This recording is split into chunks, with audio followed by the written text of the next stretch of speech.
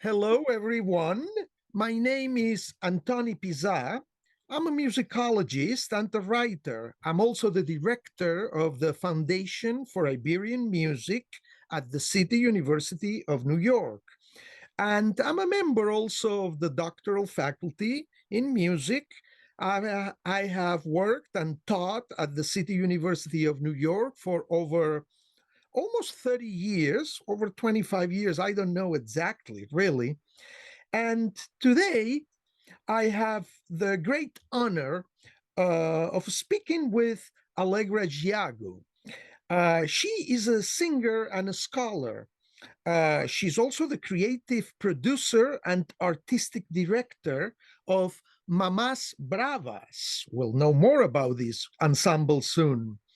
She has spent the majority of her career in the UK and in Europe and joins us from Australia, where she is undertaking a PhD in 18th century Spanish music theater. Allegra, it's a great honor to speak with you once again, and specifically about this repertoire that you have studied and sang and performed for quite a few years.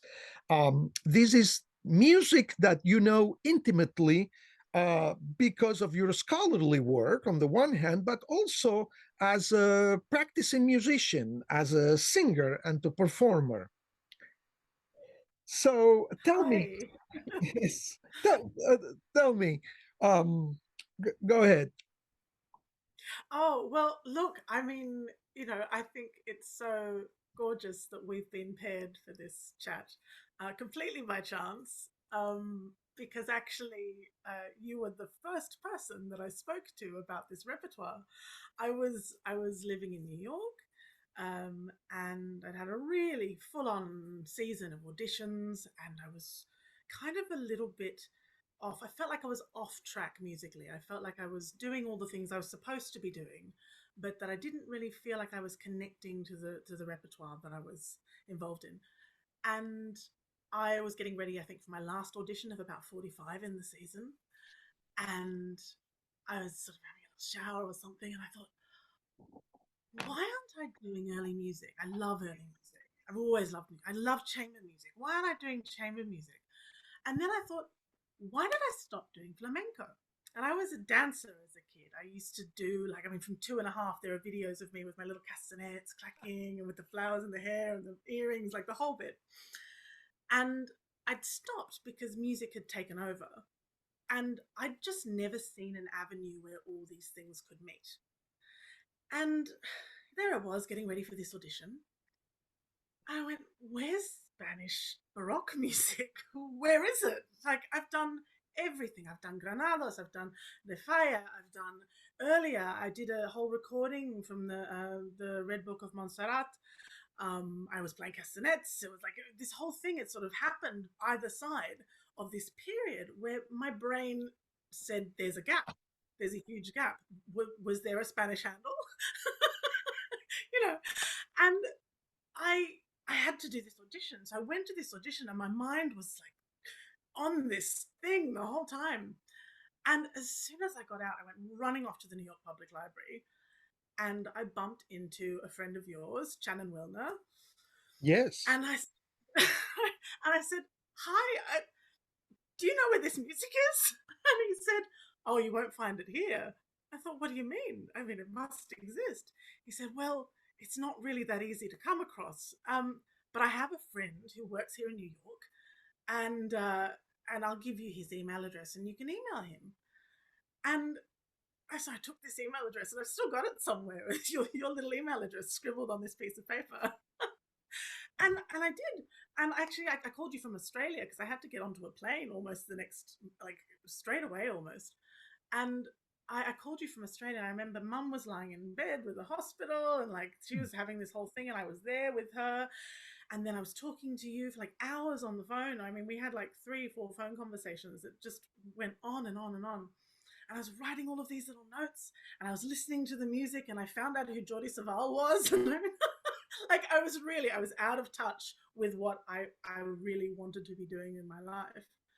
And there it all was. And it was just this purpose. And now it's like everything that I do. And it's just become me. And it's incredibly special to be here with you to do this.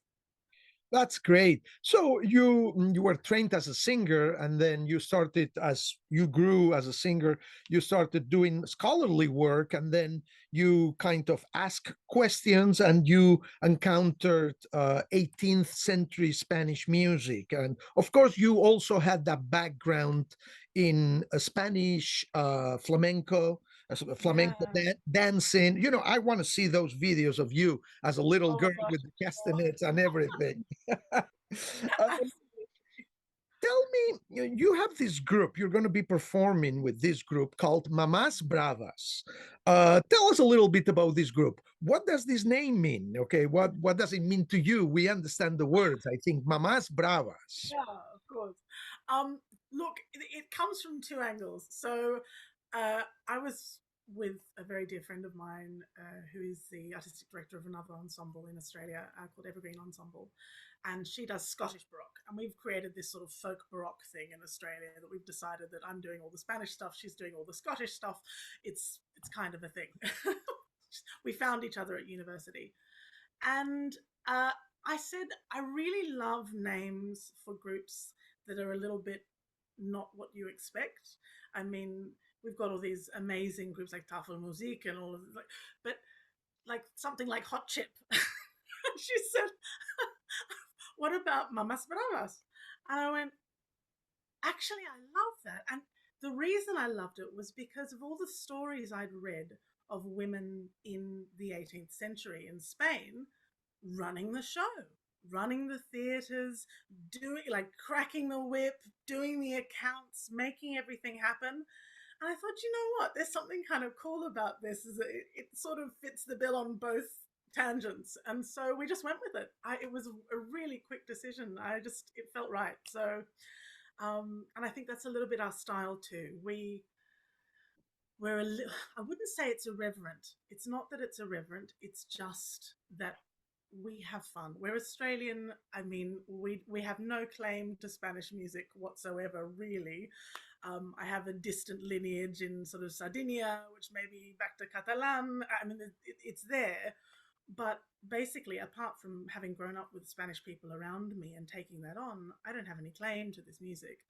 And so I think something about that gives us a voice that I hope adds something to the conversation. Absolutely. And I think that anyone can claim any music. I mean, with if it's done respectfully and without appropriation of values and exploitation of those values. Um, uh, you are a singer, of course. How about the instruments in Mamás Bravas? Tell us a little bit about the instruments. Yeah, so Choice, and why did you choose the instruments you chose? um oh, it's a little bit like choosing a delicious chocolate out of the box. Sometimes you don't really know which one you want and you sort of want to try them all.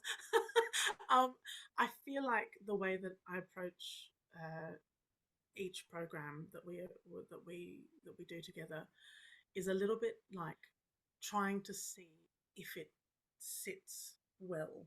It's sort of almost, I mean, music is always an experimentation. But for instance, we've done full string section with harpsichord.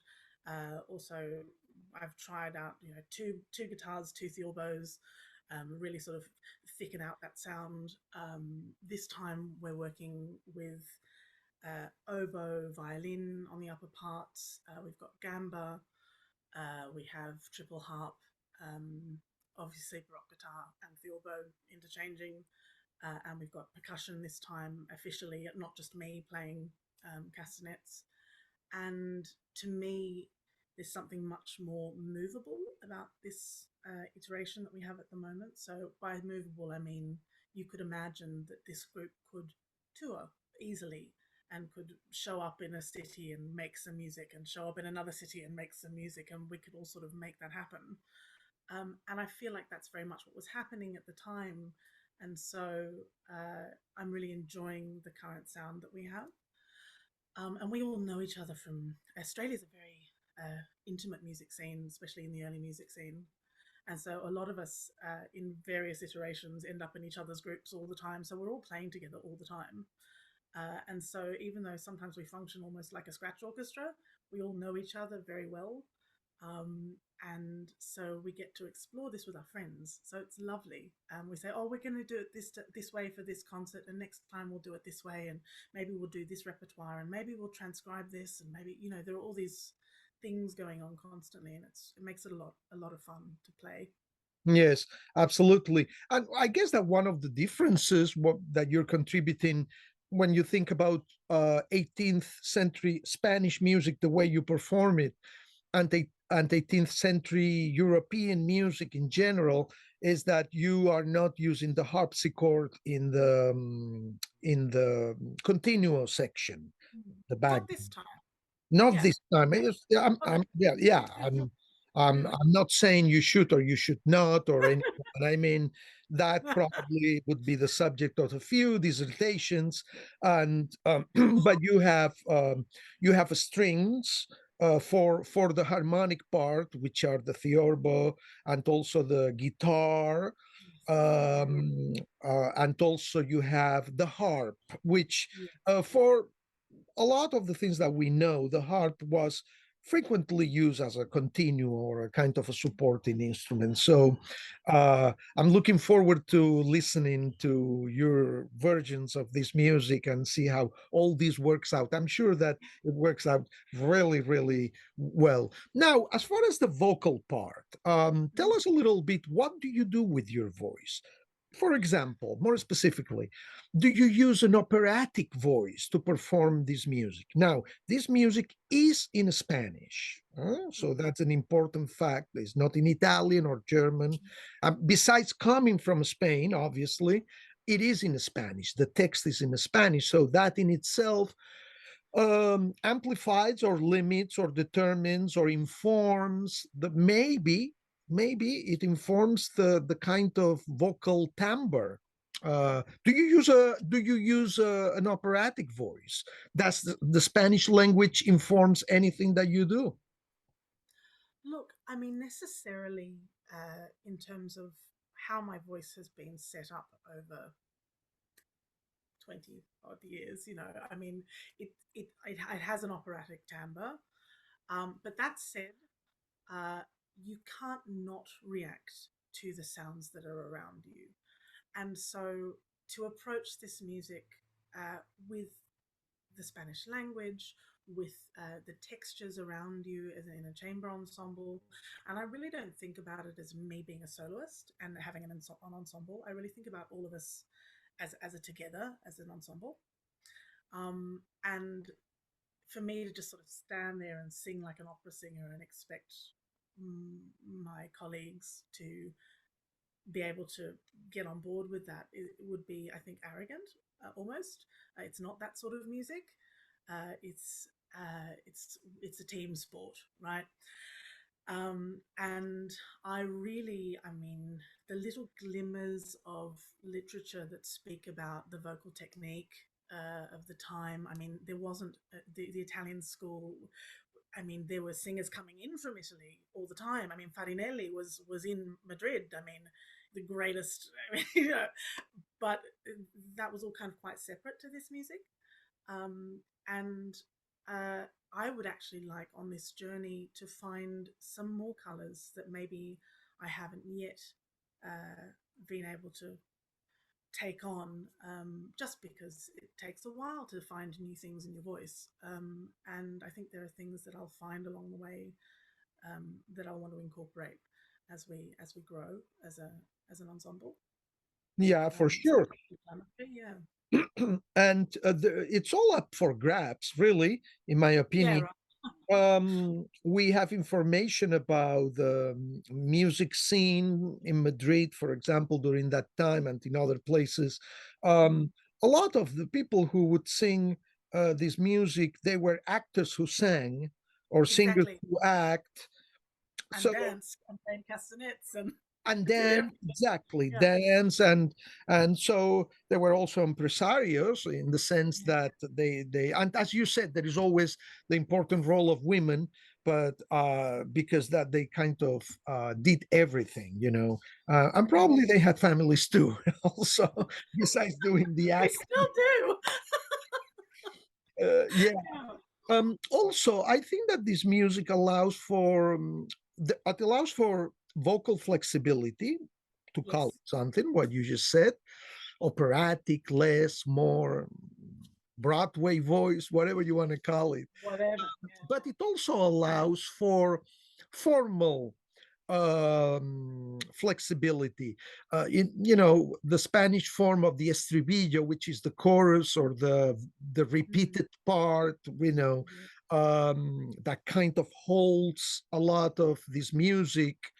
Um, so there is that chorus that kind of repeats same lyrics, same music, and kind of puts Mm. everything together. And how you repeat that, how many times, you know, there is a lot of flexibility. Maybe you could talk a little bit about that. Is there anything special that you do or you don't do, or um, Look, I I mean, yes, in the sense that I mean, for me, a lot some. It's funny because there's this.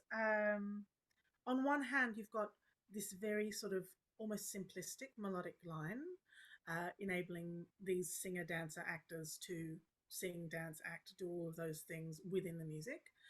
And then sometimes you get these really virtuosic uh, passages where you realize that actually they would have had to have had technique. They would have had to have been able to sing.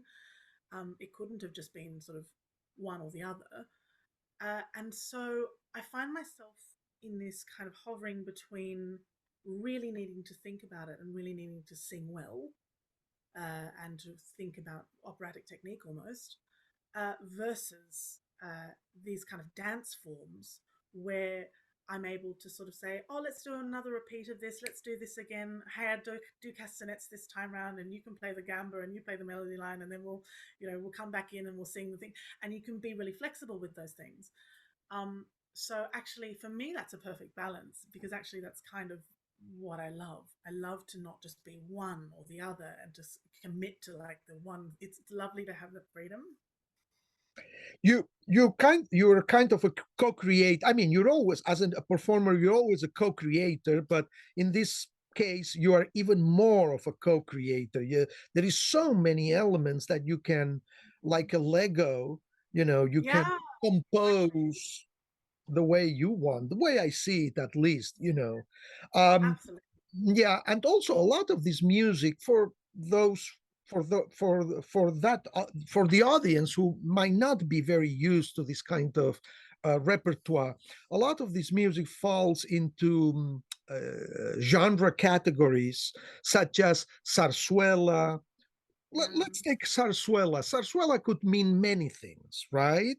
So right. what is zarzuela? Some of this music that you're going to be singing is is not a full zarzuela, let's say that, but because they are like operas, like 3 or 4 hours Yeah, long or more. yeah. But what is a zarzuela So it's or something. zarzuela also?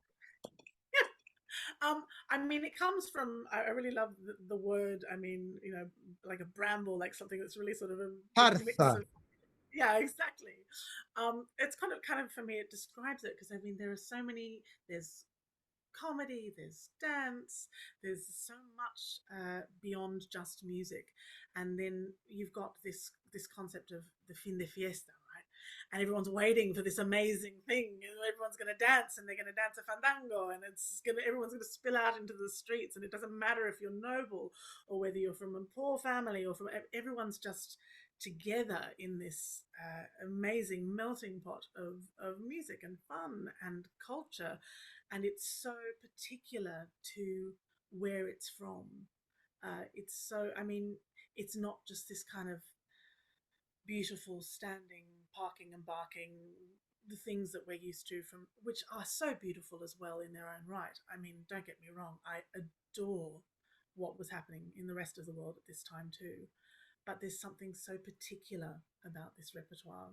And for me, it's so completely bizarre that we haven't made more of a thing of it sooner.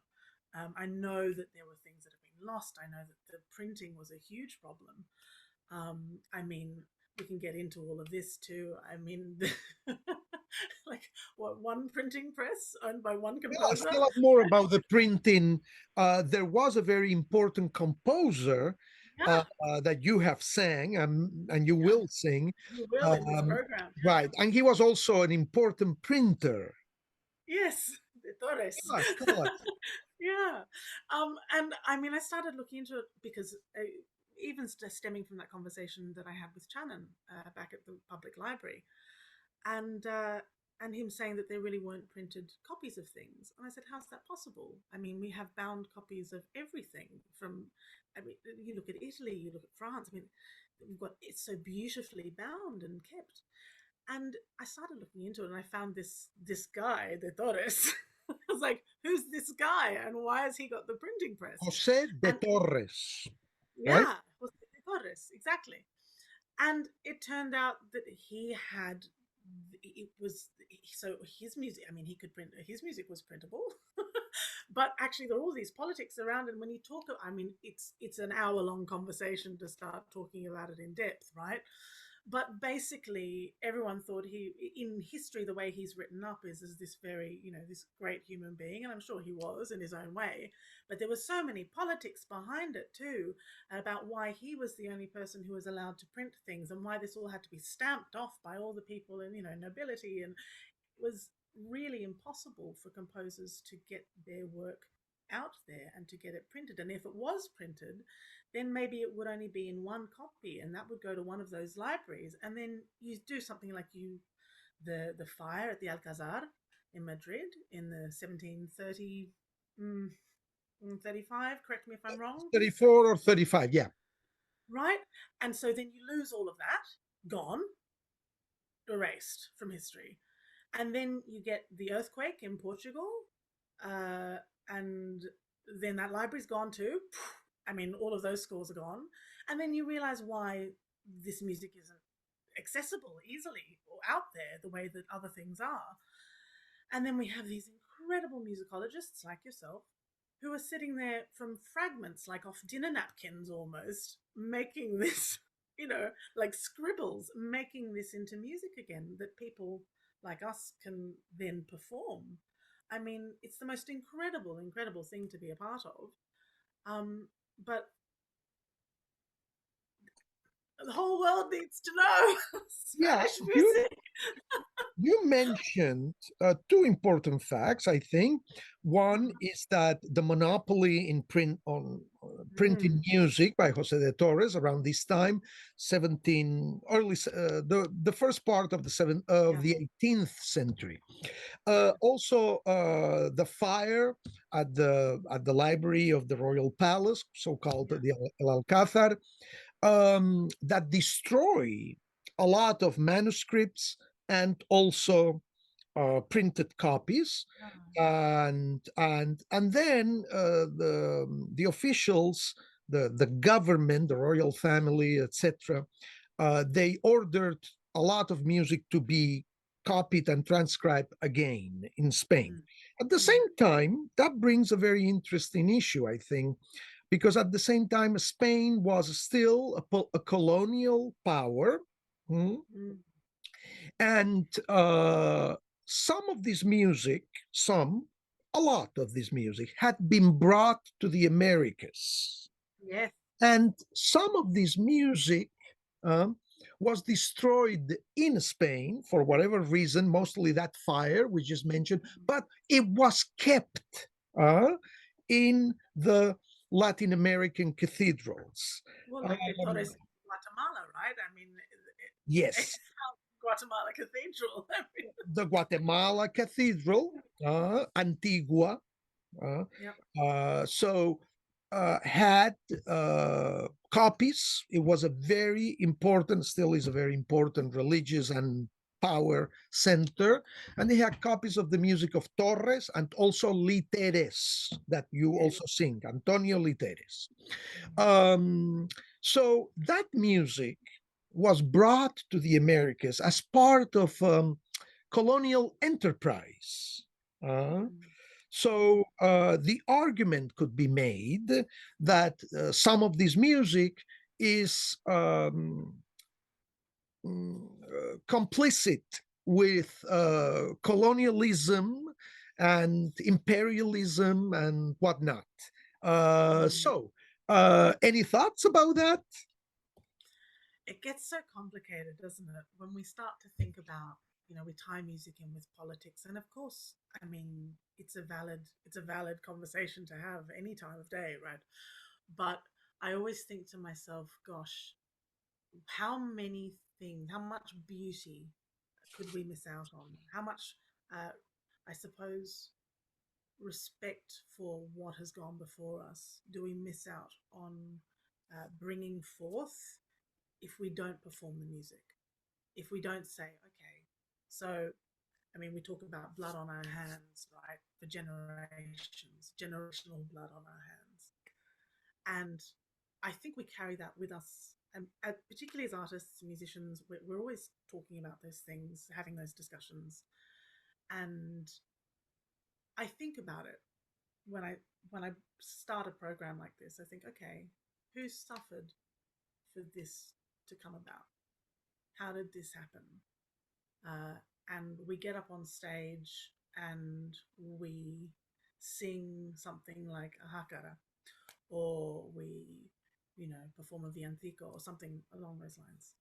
And we realize that in some of the choreographed dance forms that we have from this time, and there's not that much, but some of the notations are actually based on the grillos, on the shackles that were around the ankles of the slaves, and they could only take a step that was yay wide because they could only move their feet that far apart. Grillos con tope. So you tap the heel, and then that's as far as you can go because you've got chains on your ankles. That's not a joyful discovery to make when you start diving into this music.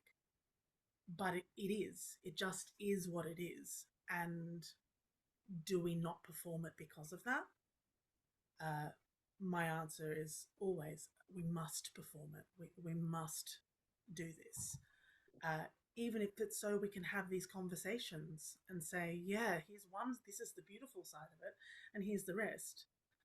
And a wonderful friend of both of ours, Maida Goldberg, speaks about that so beautifully in her books. And I am always open for that conversation, and I think it's a really important one to have. But yeah, so there's a lot in that. I think you and I probably would agree that there is no reason to cancel this music. No. I mean, cancel culture, but Since we are still bringing back a lot of this music, we're trying to bring it back with a political and social conscious. In other words, we know that, as famously Walter Benjamin said in his seventh thesis on the philosophy of history, said, all artistic artifact or cultural artifact is in itself an artifact of barbarism. I think he used the word. Yes. He has been, so there is everything, also Spain politically at that time, 18th century, trying to keep up on the one hand with the colonial enterprise was difficult, but Spain itself was in really bad shape. One of the things was the constant rivalry between the two lineages in the monarchy, the Habsburg and the yes, and the Bourbon. And musicians suffered because of those political changes, like Duron from the same time. Child. He, he exactly exiled and he got fired. And then another of our composers, Literes, got the job first as a provisional job, interim Yeah. job. Also, anyway, all these politics do affect the music. Um, Back to the music itself, you mentioned some of these dance movements or dance genres. You mentioned the hakara. Yeah. There is also the seguidilla. There is Yes. also the super famous, of course, folia. Uh, Tell us a little bit about this because you're also a dancer. Oh, So, that's really generous. I don't know that I could call myself a dancer anymore. Um, I was a dancer, and now I'm interested in dance. Um, I think basically when I first heard this music, and it was a Jordi Savall recording. It was something absolutely gorgeous from one of his sort of just pre this era. But I went, oh my gosh, this is dance. This is dance music. It has to be dance music. And so I started looking for somebody who specialized in the dance of the era. You very sweetly connected me with Maida, and she was incredible and is incredible. I adore her. And then she connected me with Ana Yepes, who is the daughter of Narciso Yepes, the guitarist. I mean, that's really minimizing what he did, but you know, that was his instrument. And Ana teaches Spanish Baroque dance alongside everything else, every other type of dance you can imagine. And I went to visit her in France, and the one of the first dances we started doing was a hakara. And I said, this is flamenco. Like it was so like straight away. It sounded the steps. I mean, there were so many things. And I said, is this where it comes from? I mean, is this the lineage? And she's like, well, it's really difficult to say because flamenco is like this melting pot of everything, right? There's so many things that come up to make flamenco.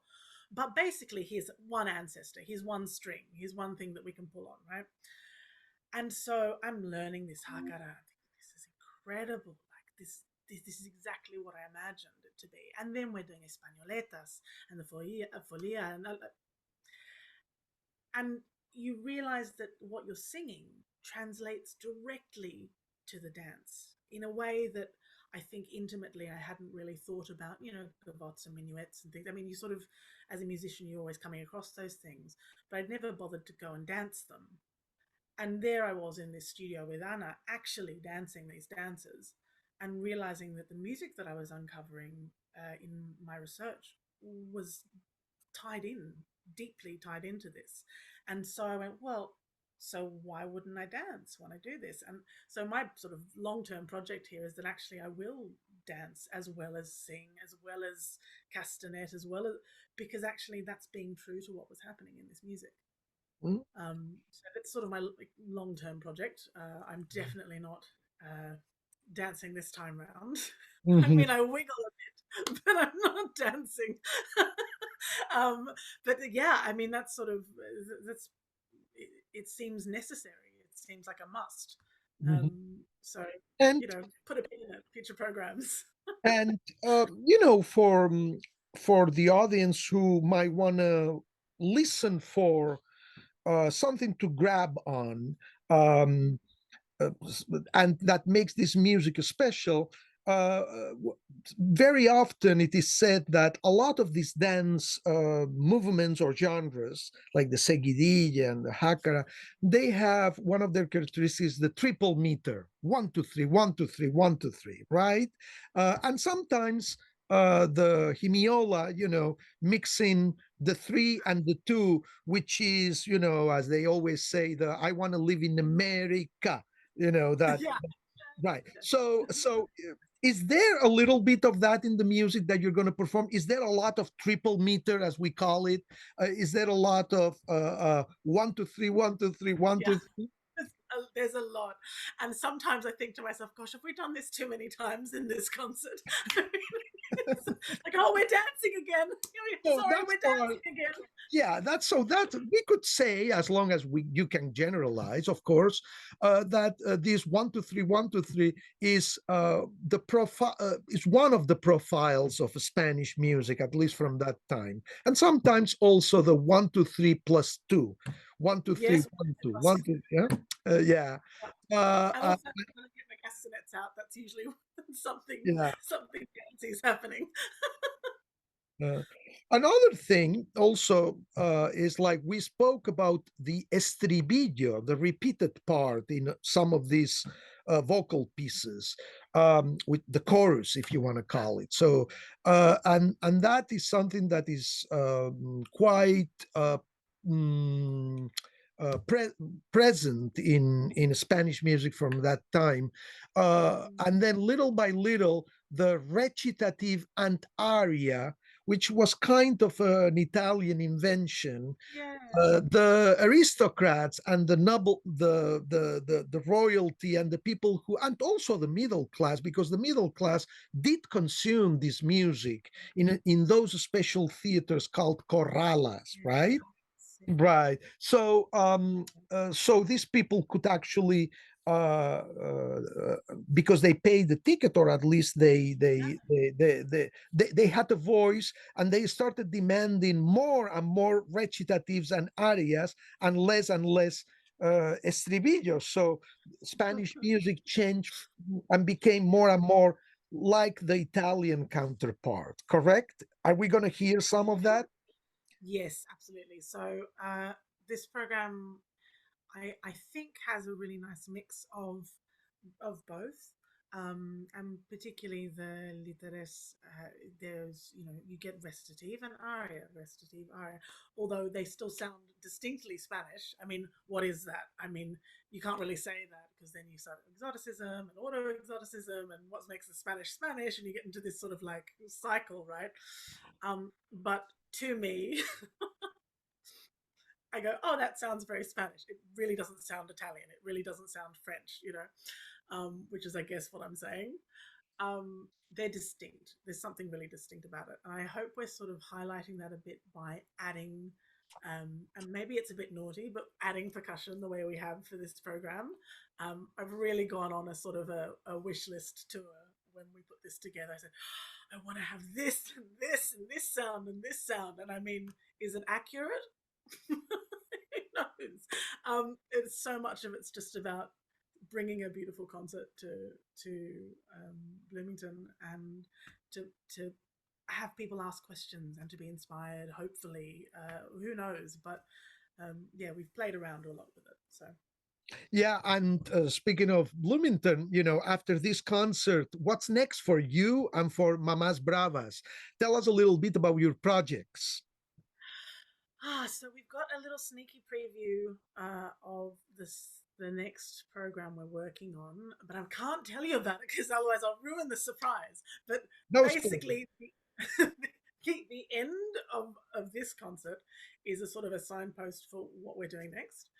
And I'll just say lots more dance, lots more sort of really exploring those dance forms in a much more, I guess, how do you say, a much more sort of distinct way, and not really being good early music people, where we're actually just going to go out there and have an amazing time enjoying the sort of the juxtaposition of different styles and things.